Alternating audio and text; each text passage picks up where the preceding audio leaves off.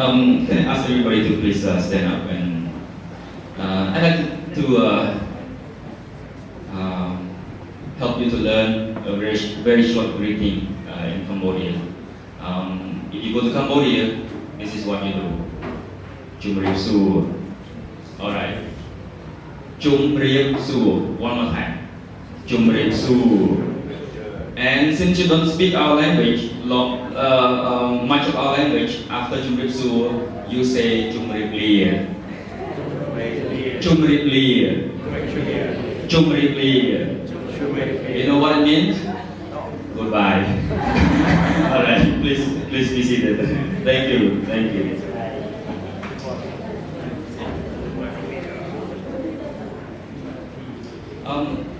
It's a privilege once again for me to be here and to speak in this church. Actually, I remember tomorrow will be our 10-year anniversary in this place. We got married in this place, in this altar, and tomorrow will be our 10-year anniversary. So this is a special place, special church for me and for my wife.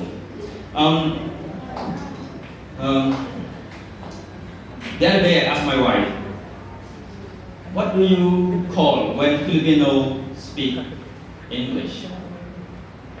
Because in Cambodia, when the Cambodians speak English, we call Khmer. Khmer is our language.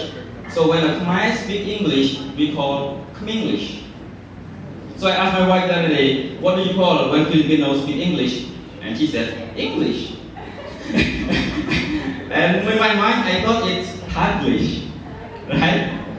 But she said it's English. So I assume that you all understand English better than me, better than probably the people in Cambodia. So we have Khmenglish as a speaker, and we have Taglish as a audience. So I hope that for some reason, at the end of the message, we understand each other, we communicate with each other. But before that, let us ask help from our God, from the Holy Spirit, to help us.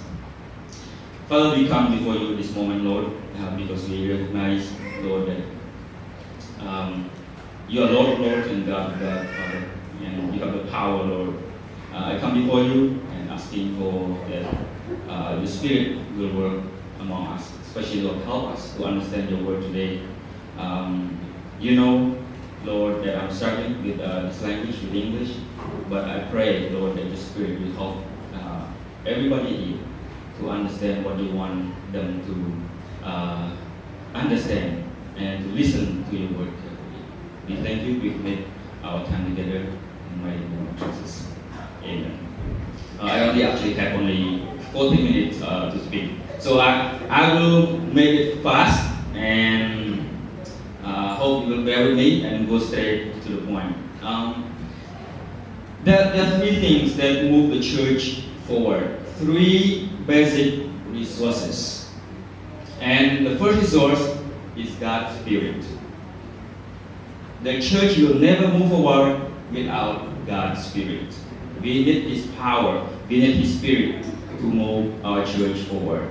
The two resources, basic resources, are the people. The church needs the people to move the mission, to bring the gospel of salvation to the people, to the world around them. And third, the church move forward when there is finance. I know we don't like to talk about finance. Finance is a really hard topic, especially in Cambodia. When you talk about finance, when you talk about giving, it is a difficult subject.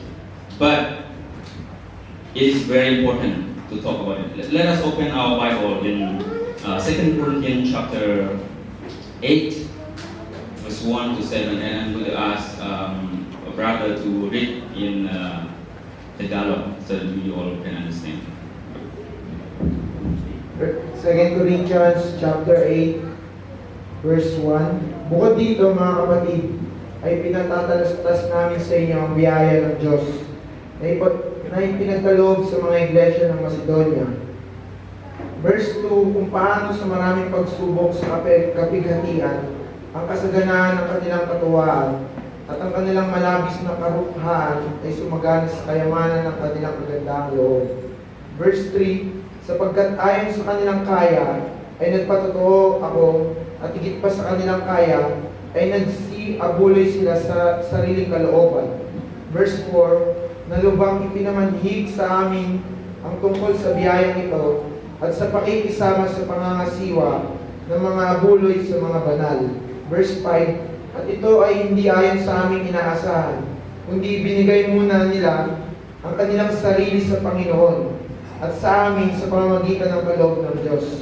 Verse 6, ano pa naman din kami kay Tito, na yamang siya ay nagpasimula ng una, ay siya na rin gumanap sa inyo ng biyayang ito. Last verse, datapwat yamang kayo'y nagsisisagana sa lahat ng mga bagay, sa pananampalataya at pananalita at kaalaman at sa buong kasipagan at sa inyong pag-ibig sa amin, ay magsisagana naman kayo sa biyayang ito. Thank you for reading. I don't understand anything, but you understand. That's the most important thing. So three things, three basic resources that we need: God's Spirit, the people, and the finance. The good thing is the number one, God's Spirit, you don't have to worry about it, because God is always willing, He's always ready to work, and He's always be there. He's always available for us. The problem is the other two, the people, to bring the gospel, to bring the message of salvation to the people around them. And the other problem is finance. Now, the church move forward as the finances and the material resources are available to take the forward step. But strangely, most leaders, church leaders, pastors around the world hesitated to talk about finances, hesitated to talk about money, especially in Cambodia. When you talk about finance, you invited other pastors from outside to speak in your church. The pastor himself will not preach, will not speak about finance, about giving in his church. He will invite others to come and speak in the church. Many years ago, when we were in Kati, my wife shared about the story. I myself also did the same thing. It was like feeling a little bit shy, a little bit ashamed to really talk about finance. Until one day, I go through the program called Church Excelling, and that's exactly what I'm going to talk to you today. So, finance. In 2 Corinthians chapter 8, especially verse 7, Apostle Paul talked about he praised the church in Corinthian about many things that they excel. But he concluded they need also to excel in the grace of giving. Now, the short history of that is that there are two churches, Corinthian church and Macedonian church. Corinthian is a rich church, probably like the church here. Compared to Cambodia, maybe we have more people here.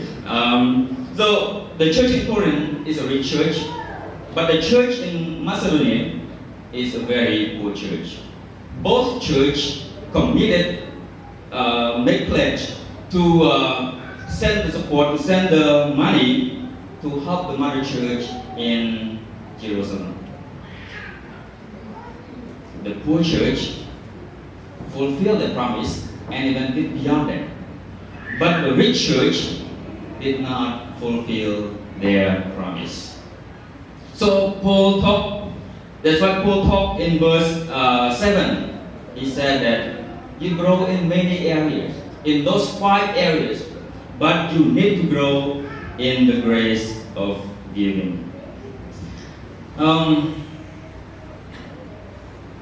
Giving is not easy. We are not born as a giver. We are born as a receiver. You still remember? I don't think you remember. Yeah, when you were just born. The first thing you hear is a cry. Why? You cry because you want something from somebody. You cry because you need something. You want somebody, you want to give a request that you need something from somebody. So giving, it is not a natural thing that in our human nature. Giving is against our human nature. But here comes Jesus said, it is better to give than to receive.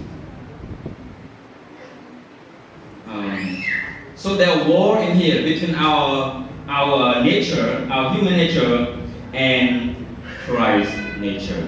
When we receive Christ, we should receive a new nature in us. That is the nature of giving, not receiving.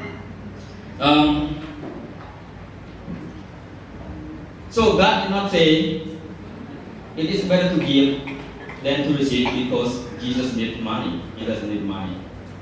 Do you agree with me? Jesus does not need money.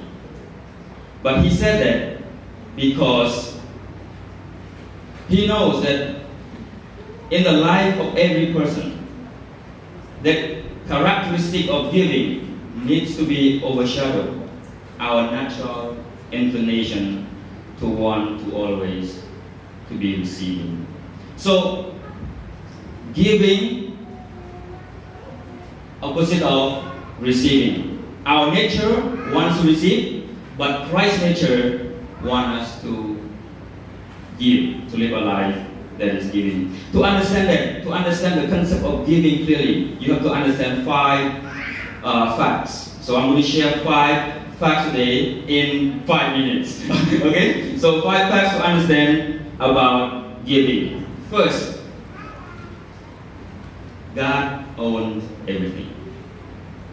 To understand the concept of giving clearly, you need to understand God owns everything. I'm sorry to say that you don't own anything. I don't own anything. You don't own anything. None of us own anything. God owns everything. If you open with me in Psalms chapter 24, verse 1. Psalms 24, verse 1. It says like this in English. The earth is the Lord's, and everything in it, the world and all who live in it. So everything belongs to God. You don't own anything. And if you talk about our human nature, you're not happy. When I heard about it, I am not happy. Because my nature, I want to own something. Isn't it? It's very good. I remember that when we came here, I think 2 years ago, it was my first time to receive pastor like appreciation. Yeah, I received a lot of stuff which I never received before, and it feel really good. Feel really good to receive something. Feel really good to have or to own something. But we have to look at clearly that according to this verse, God is the one who owns everything. Now, let me pull 1,000 real from my pocket. Whose money is this, you think? My money or God's money? My money or God's money? It's God's money. So I should put in the offering, right? Because it's God's money. This is 1,000 real. I can give to anybody in here 1,000 real, but I promise you, you cannot buy even a Torun with 1,000 real. Torun, but with 1,000 real. 1,000 real is only equal to 25 cents, so that's how cheap the money is. But we also use dollar. So we use both real and dollar. So this is the dollar. People like dollar more than real. So we don't bring real with us. Usually we bring dollars because you put $100 in your pocket, and if you put the equality of $100 in Khmer, you have to carry a sack of money with you to be equal to $100. So coming back to this principle, to this fact. Fact number one, God owns everything. You don't own anything. Nothing that you own. Me, I own nothing. You own nothing. Everything belongs to God according to this verse. And if anybody of you do not agree, then you have to talk with the Lord personally about it. Because the Word of God says clearly that He is the owner of everything, including even our lives. Fact number two, since we are not the owner, we are manager. Or other term that you use is we are steward. We are steward of God's resources. As manager, we manage resources that belong to somebody else. Resources that belong to God. Someday you and I will stand before God, and the Lord will ask you, how did you manage the resources that He has entrusted into your care? He will ask you about it. And I hope you have a good answer to Him. Or I hope He will say to us, you good and faithful servant. That's we want to hear when we stand before God. So since we are not the owner, we are the manager. We manage according to what God wants us to manage. We manage not according to what we want, but according to what God wants and the way that He wants us to use it. Number three. Fact number three is we were created to be productive. We were created to be productive. God did not create the world and give it to Adam and Eve and said, here Adam and Eve, this is the world, you don't need to do anything, you just sit down and relax. He did not say that. No. He said, this is the world, or the thing that He created, and you have the responsibility to name it.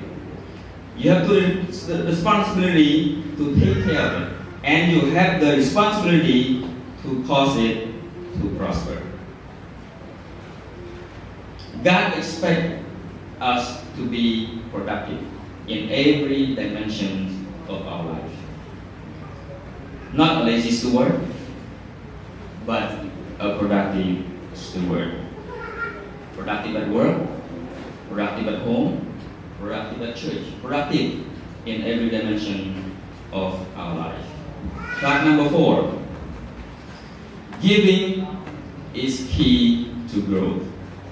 If you read 1 Timothy chapter 6, 17 to 18, you will see that Paul told Timothy to command the church to be generous. Now, the word command is a very strong word. It should be encouraged. But in that verse, it says, command the church to be generous. So,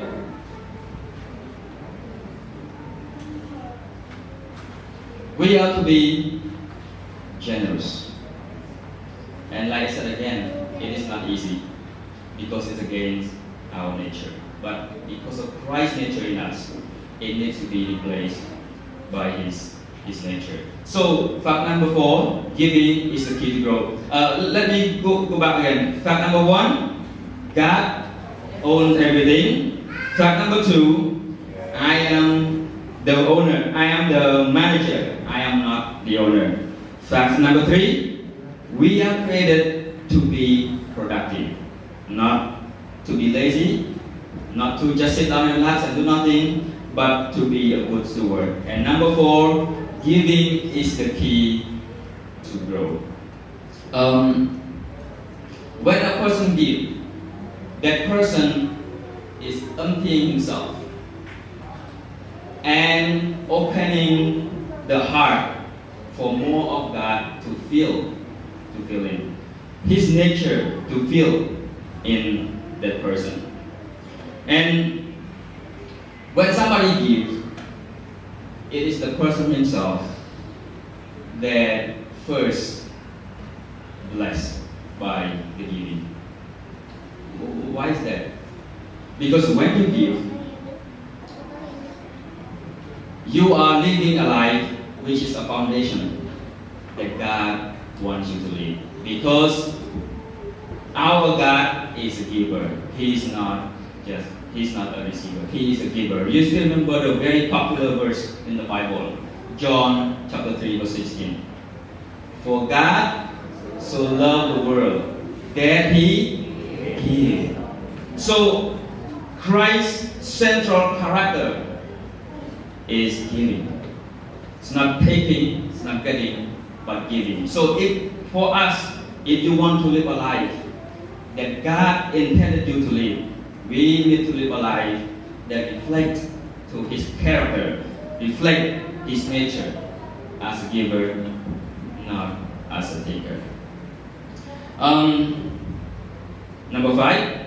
Fact number 5. So number 4, giving is key to grow. Number 5,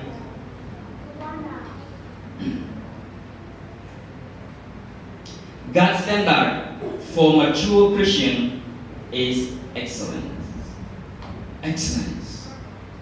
Not average, not below average, not just above average, but excellence. You still remember the word that was read a while ago? You grow in 5 things, 5 areas, but that are not enough. It's not complete without one thing, without one area, that is to grow in the grace of giving. So giving is a central part and in our Christian life. So we need to be sure that every day that we live, we are growing toward excellence, excellency. God wants us to be excellent. Excellent, maybe in our as a parent, excellent as a giver, excellent as you use your gifts and your talents in the church for serving God. So these are the problems that I want to talk to you. So finances, and we need to be able to overcome this by the grace of God, by the power of God. Or else, one day we will stand before God and we will not be able to hear from the Lord, good and faithful servant. So as we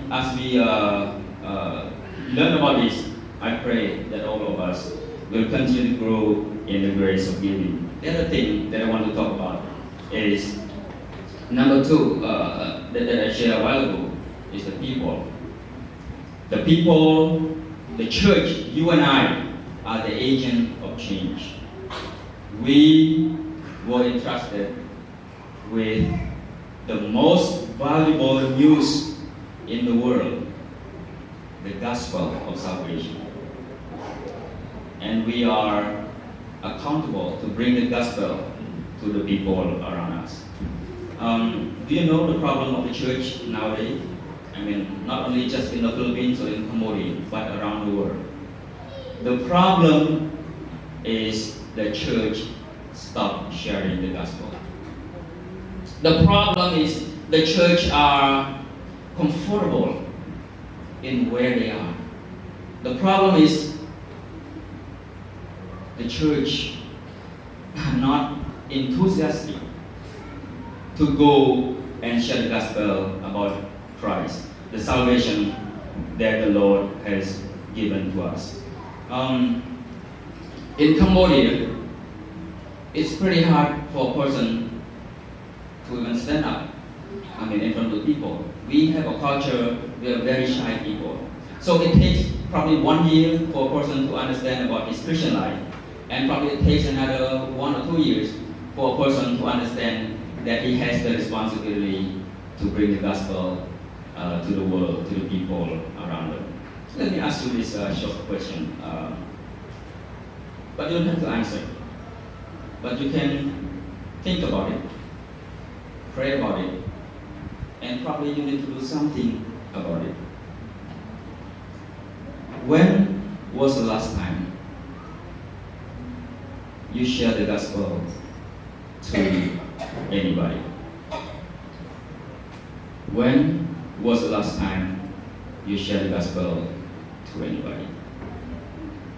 You ask this question in the US. You will not find many people that can answer that question. Because why? People think that being a Christian is coming to church, sit down in the church, listen to the pastors, and then after that you go back home. And the next week you do the same thing. But God has entrusted to us the most valuable news, that is the gospel of salvation. The gospel that has the power to change lives. And we need to take that responsibility seriously and to share with anybody, to take any moment that we have to share the gospel to the people around us. One time it was a shock to my wife and to me. My wife came home and she was crying, and I didn't know what's going on, so I asked her, and finally she said to me that one of her students committed suicide. She planned to share the gospel to that student. She already made an appointment with that student. The first week, she would make friendship with the student, and then from the second week, she will share the gospel. So the first week was going on really well.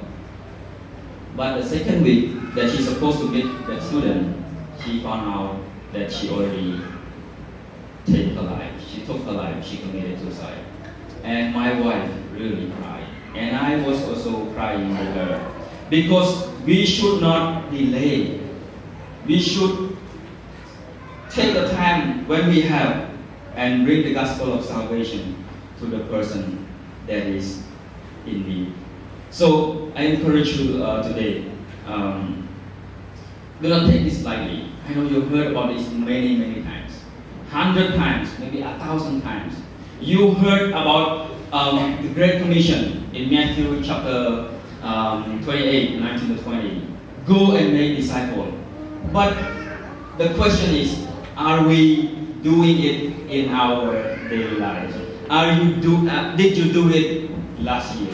Did you do it last month? Are you doing it today to bring the gospel of Christ to the people around you? Life is short, and someday we will stand before God. And I am sure, not only just the question that God asked, what did you do with what He entrusted us? But I am sure that God will ask us, what did you do with my son, Jesus? What did you do with my son, Jesus? So I pray, as I end my sermon today, that we will learn today to be a better steward of the resources that we have, and we will learn to be a steward of God's grace. Steward of God's grace. God's grace is the word grace is unlimited favor of God. We don't deserve it. We're supposed to die in our sin. We're supposed to be punished. But God gave His life, gave His Son to us so that we can live. And I pray that you will also bring that gospel, that the grace of God. Being a steward of that grace is to bring Jesus to the people around you. So let us bow our head and then probably check our lives, the way we live and the way we respond to the Word of God. And if there's anything in your heart today, if you see that you're not being a good steward, probably it's time that you open your heart.